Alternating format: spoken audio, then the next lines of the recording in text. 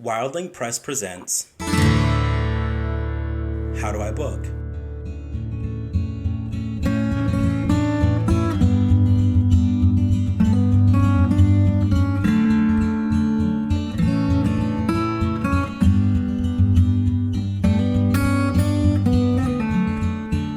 Welcome to How Do I Book by Wildling Press. We like to chat about book writing, book publishing, book marketing, and of course, book reading. We're trying to help new and experienced authors develop their craft, widen their perspectives, and learn to get a little wild every once in a while. Today you're with Mike, and I am excited because I have a special guest with me. I have Jamie Zachariah, the upcoming author of Lavender Speculation, which is a book being released by Wildling Press in October 17 of 2023. Hi, Jamie. Hi, thanks for having me. Thank you for joining us. And before we get started, can you please let me know your pronouns? Oh, she, her is good. Thank you. And just if you could give us a quick plug of your upcoming book, not too much because we want to have you back on in the future to talk more about it. So just a teaser for our listeners. Sure. It's rather an eclectic collection. It's an anthology of short stories. Some are microfiction and drabble, some are a bit longer, and they're all various genres of speculative fiction, horror, dark fantasy, fairy tales, drama, and many of them are specifically queer as well. So it's kind of a miscellaneous collection that I dare you to check out. What made you want to write queer horror? Oh gosh, I think because that's what I like to read and that's what I like to watch. And, I grew up with horror, first with the movies and then into books. From Goosebumps to Stephen King, my mother was really into horror and Halloween and got me into it. And then I sort of came to terms with my identity as a queer woman, and I kept thinking, I wish I could see people like me in these stories. So I figured I'll just make it myself. That's awesome. Yeah, I will say I'm also a pretty huge Stephen King fan, and I grew up with a mom who read a lot of horror and thriller as well, so that was impressed upon me, so I can relate. What books do you have that have inspired you to write in this genre? Anything specifically? There's been so many inspirations. I feel like I pull a lot from a lot of different things, including a lot of daily life occurrences, which is weird. Mm-hmm. I like to look at things that have happened to me and think, what if it was just a little bit spookier? But in regards to which books and authors have really inspired me and influenced me, I have to start with Shirley Jackson. She is my favorite. I mean, I've read all of her books now, I think, but I have to say The Haunting of Hill House was the one that just blew me away, that just got me addicted to this gothic, subtle horror with queer undertones, and I love reading it and rereading it and discussing it with people because it's so layered. And if I could just have like 1/10 of the talent of Shirley Jackson, I would be happy. I've read The Haunting of Hill House actually for the first time a couple years ago, and I was just absolutely enthralled with it. I thought it was really good. And we actually have a future episode coming up, and I think it's releasing on Halloween this year, where I am going to read The Lottery by Shirley Jackson and then have a discussion on it. So we might have to have you back. That's fantastic. I mean, perhaps I'm biased, but to me, The Lottery is the best short story of all time. Yeah, I haven't read it yet, and I've just read a couple different things. And of course, I went to Wikipedia, and I know it's always not the best source of information, but it was just kind of neat to see different things where they're talking about how people were so affected by it when it came out that they were like canceling their subscriptions to the newspaper that it was printed in. And so that just makes me want to read it more. Oh, yeah. Nobody wants to write something that's forgettable, right? So, and exactly. Shirley Jackson definitely doesn't. And that's something that I aspire to do. Today, our main focus is going to be on the queer intersection of horror and the genre itself. And coming into this, I really thought that I knew a lot about it, but then I realized I know a lot about the horror genre in cinema and queer culture and not so much about the books. But I think they might align a little bit, so we shall see. Oh, absolutely. I wanted to ask you, why do you think queer people are so drawn to the horror genre? Oh, gosh, I love this question because the simple answer is just the feeling of otherness that a lot of queer people feel and grow up feeling. And that otherness is recognized in the monster. And I say that with quotations because not everything is a monster in an animalistic form that we're thinking, but the villain, the ghost, the what have you, that is the antagonist of the story, that's scary. And scary to themselves and scary to others. And for so long, and to this day, unfortunately, queer people and the queer community has been scary to the general public. Unfortunately so. Right. The ones that challenge the norm. Mm-hmm. Absolutely. So what are some things that you have noticed about queer characters in the horror genre? Yeah, that's a great question. I think what you mentioned before about film and TV, it does mirror literature because it's all pop culture and expression. And I think there's similar trends in that, first of all, it started out very subtle, right? We had queer coding, things that were queer, but only if you knew to look for them, things that maybe went completely over the heads of general audience members. And then nowadays, obviously, we can create content that is explicitly queer, but that wasn't always the case. So the ability to recognize queerness has definitely grown. But even more than that, in the beginning, I feel like all queerness had to be villainous and punished. Queers did not survive. Queers were never allowed to be the heroes. There's the trope, bury your gays, right? You could show queerness as long as they were defeated by the heterosexual agenda at the end. Now, of course, things are different. We've gone from seeing only villainous queers to queer characters representing all types of characters. So anti-heroes, heroes, everyone. It's not just queers bad. And it's also not like queers hidden. So, we get a lot more variety of just showing normal people with all different flaws being allowed to be their true self. Good point, for sure, to show that we have evolved. We have a far way to go for our representation, but we have definitely evolved through cinema and through literature quite a bit. I wanted to go down a path where we discussed different types of monsters found in literature and their alignment with queer culture. I kind of thought we could start with vampires first. Yes. I was going to bring up Bram Stoker. Yeah, I love Dracula. I'm a huge fan of the novel, and I admit I don't know much about Bram Stoker's life, so I can't speak to that. But whenever I read that novel or watch any of the many adaptations based on it, I always can't help but find myself thinking that Lucy is a queer woman. Or even if not queer, she is defying the conventional female roles of the time, or wants to. And that defiant personality, in my mind, queerness, is ultimately what leads to her downfall and her death. Whether this is something Bram Stoker did on purpose, I can't say, but that's something that I have evaluated from, and I think many others feel the same. There's a lot of people ship Lucy and Mina, if you will. I can totally see that. Yeah, I think Bram Stoker's Dracula and interpretation of Dracula is very queer because I've read before that Bram Stoker may have been a repressed homosexual, and he had spent a lot of time letting Walt Whitman know how much he thought about him. So there's these different things where I've wondered before if Dracula was actually the manifestation of Bram Stoker's repression. Yeah, that makes sense. I mean, look at Dracula's relationship with Jonathan, right? He fights the brides off because he's mine. It's very, very erotic, very homoerotic even. It's very coded. Yes. There's a lot of fluid sexuality underneath all of the characters, I think, in that novel, which is fantastic. So are there any vampires that you would like to discuss, or any novels that you like to discuss that involve vampires that you feel have moments of queer eroticism or just queer coding in general? Well, yeah, I mean, I have to mention Carmilla, right? Joseph Sheridan Le Fanu, which it's a novella, and it came out before Dracula did. I have never heard of it. Oh my gosh, you have to read Carmilla. Please tell me. It's one of my favorites, and I think it's so interesting that it predates Dracula. It might even be technically the first long-form vampire piece of literature, because there were some short stories before that, but Carmilla is basically about a young woman and a young girl who comes to live with her who may not be what she seems, and I don't want to give anything away, but it's basically a female vampire, and it's never explicitly said, but it's very coded that she's not only preying on her new friend in a blood way, but in a sexuality way, that she's queer. And the queerness between Carmilla and Laura that is coded or subtle in the original novella has exploded throughout time in various adaptations. I can't think of a single modern one that doesn't include explicit queerness between the two. And I think that's very obvious to see now reading the text. It could be that the author knew he was writing it as a queer storyline, but because she's the villain and she's going to be destroyed by the patriarchy, that it's okay. Whereas nowadays we look at it and we're kind of like, well, we kind of want them to be together. We kind of want them to live happily ever after, even though she's the villain. Oh yeah, I'm going to add that to my to-be-read list now. Absolutely. I have to read that one. You have to, yes.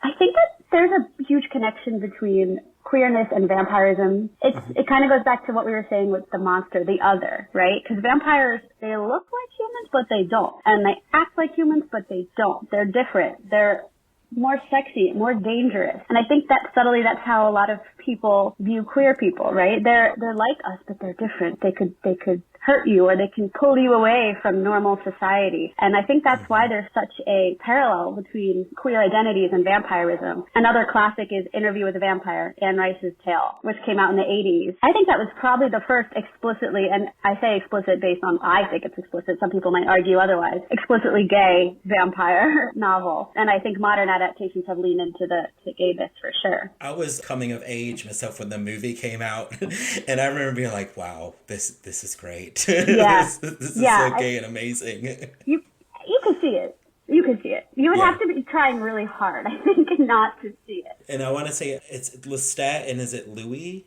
Mm-hmm. I keep having friends, and one of them sent it to me right before this started, which I thought was funny and why it's fresh in my mind. But I have people keep sending me this meme, and it's of Lestat and Louis. It says, "Happy Pride Month to these two and their bullshit." Every time someone says it to me, I find it just as funny. Oh my gosh, the melancholy between those characters. It's a little too much for my taste, but it's a brilliant piece of work, and I definitely consider it a classic. Yeah, for sure. Another creature or monster in the world that I feel has queer coding that I'd love to hear your opinions and thoughts on is Frankenstein's monster. Oh, I love Frankenstein too. I mean, Mary Shelley, what an icon for female writers. Truly. For the entire speculative fiction genre. And, you know, I think a lot of people have talked about how the book was inspired in many different aspects of her life, losing her mother, losing her children, losing her husband, various points of her life, and the things that she dealt with. But I also think it's pretty queer, and I think it's especially queer if we're talking about the films in the sequel. Bride of Frankenstein by director James Whale, who is openly gay. And in the 30s, that was like not easy to do. That was a bold move. And I think that film takes the queerness of Frankenstein and ups it to another level. And I would love to have been in the theater when that movie came out in the, 30s or whenever, and have interpreted it with the mindset of what it was like back then. I wonder what I would have thought. Yeah, because that was definitely during the time of, I believe it was called the Hays Code that came out, Hays, and that was like written by people to basically make sure that films were as heteronormative as possible. Mm-hmm. And it's kind of like, it kind of predates censorship, but it was, its own, it was censorship. Yeah. So they had to do their best with that film to show you these two men who wanted to create a child together, and the child was the Bride of Frankenstein. Oh, the Hays Code.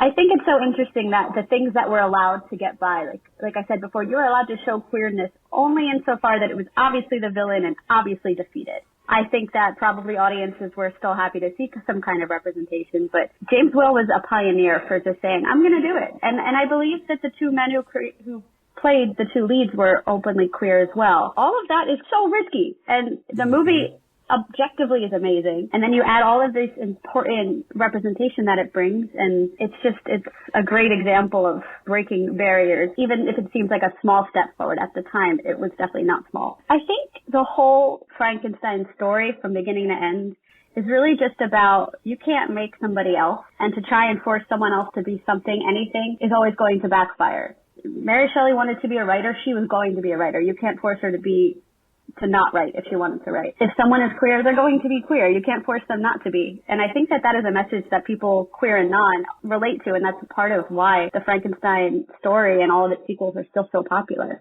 So in the queer horror genre, yes. I want to make my to-be-read list even longer, so I would love to hear some books that you recommend. Oh, there are so many, and admittedly there are so many more that I haven't read.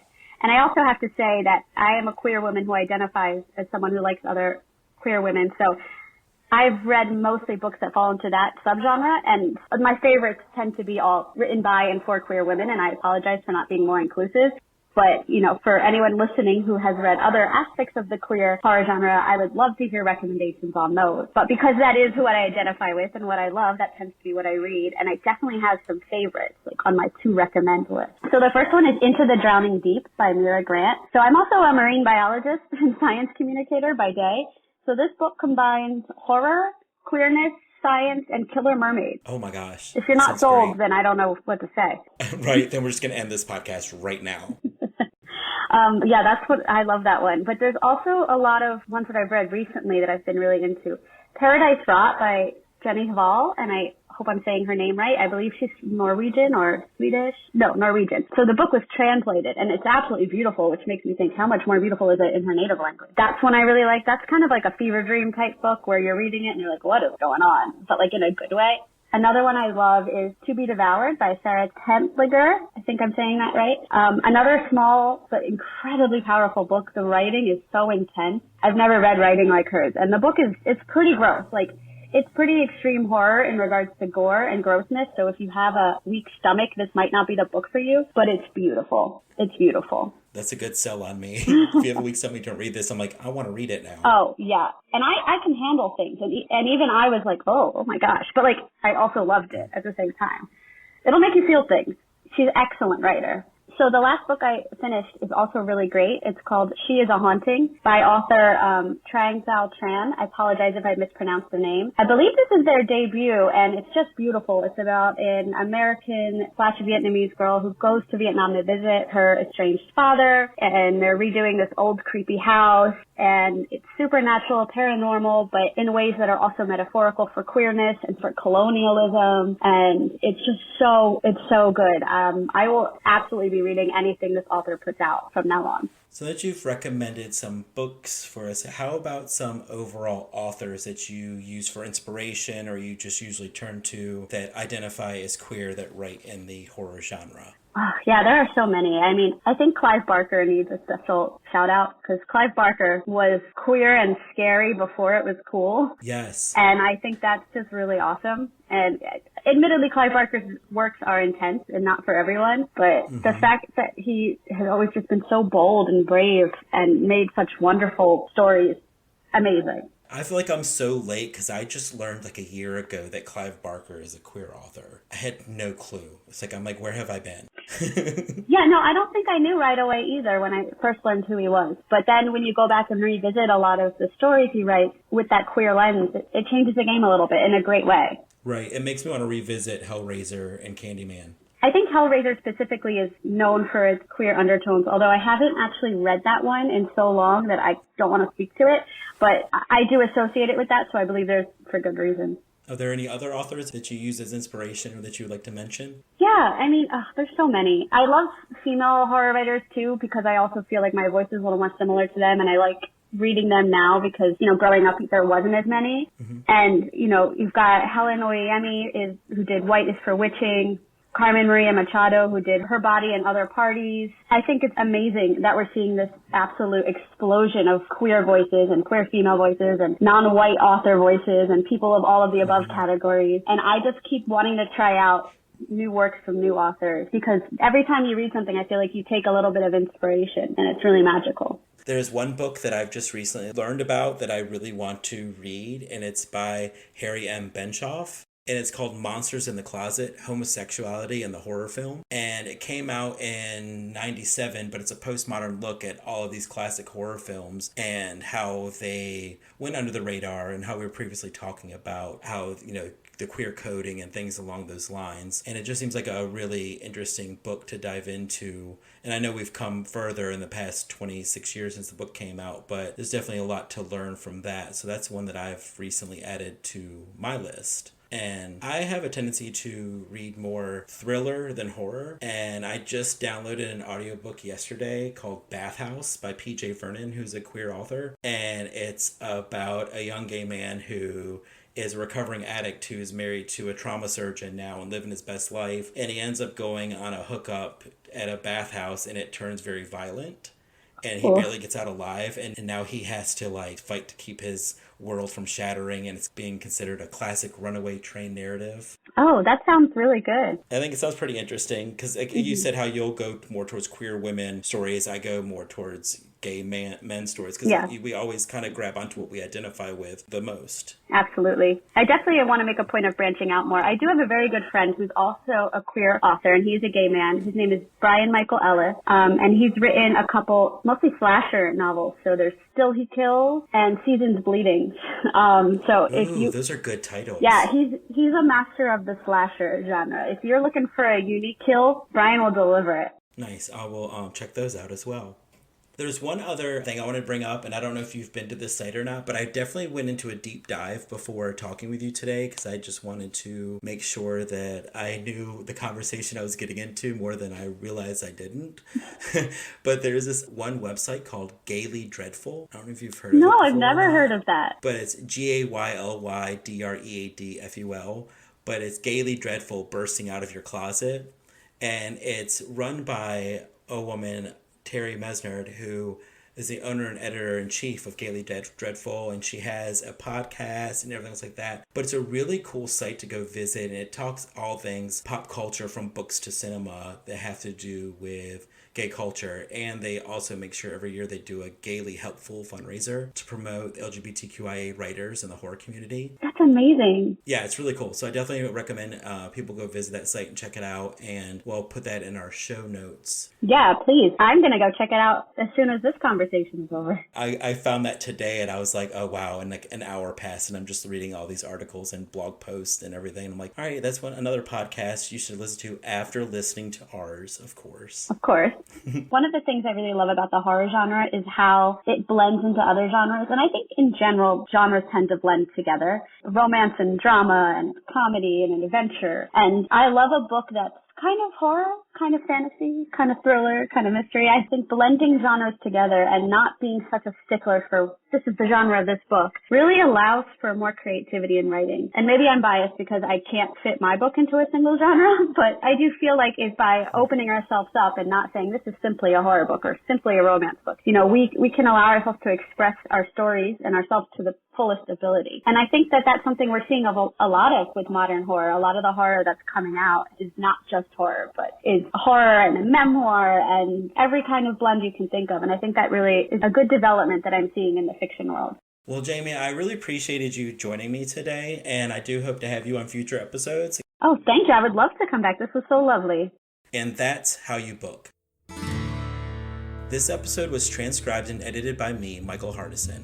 Our logo was designed by me, Michael Hardison. Our theme music was produced by Jason Hilton. Please check out the show notes for a link to the accompanying blog post and visit us online at Wildling Press on social media or at wildlingpress.com.